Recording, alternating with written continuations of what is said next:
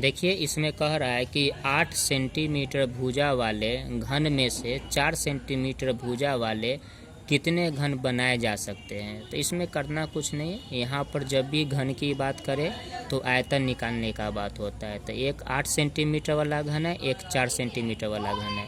तो आपको इतना का 8 का क्यूब बटा 4 का क्यूब कर दीजिए। 8 का क्यूब कीजिएगा 512 आएगा, 4 का क्यूब कीजिएगा आपका 4 चौका 16 चौका 64। अब 64 से 512 को कैंसिल कर दीजिएगा तो आपका आंसर 8 आ जाएगा। तो यानी कि कितने घन बनाए जा सकते हैं, तो 8 घन। आंसर आपका सही हो गया।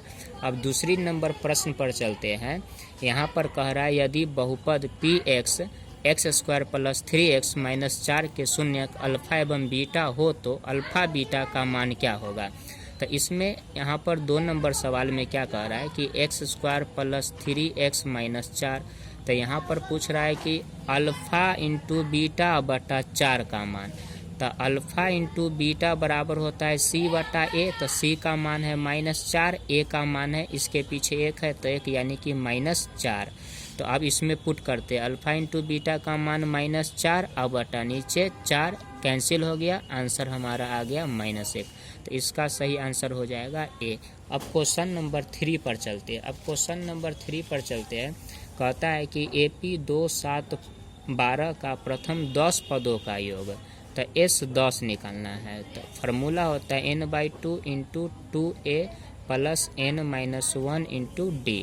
चलिए S 10, यहाँ n के जगह पर 10 बटा 2 यानी कि 5, यहाँ पर 2a का मान यहाँ 2 दूना कितना हो जाएगा 4, यहाँ n का मान हो जाएगा 10, 10 में से गया था 9 गुने d का मान 7 में से 2 गया तो 5। अब इसको हम करते हैं 5 गुने 9 पचे 45, 45 और 4 को जोड़ दिया जाता है 49, 49 आ गया। अब 49 में 5 से मल्टीप्लाई कर दीजिए, आपका सही आंसर 245।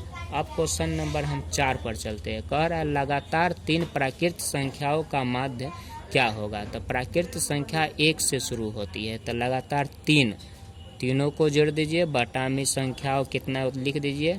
तो 3 3 6 बटा 3 इसका सही आंसर हो जाएगा। इसको आप कैंसिल भी कर सकते हैं।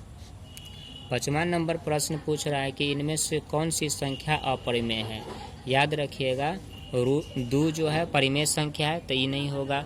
√3 अपरिमेय संख्या है तो इसका सही आंसर क्या हो जाएगा, √3।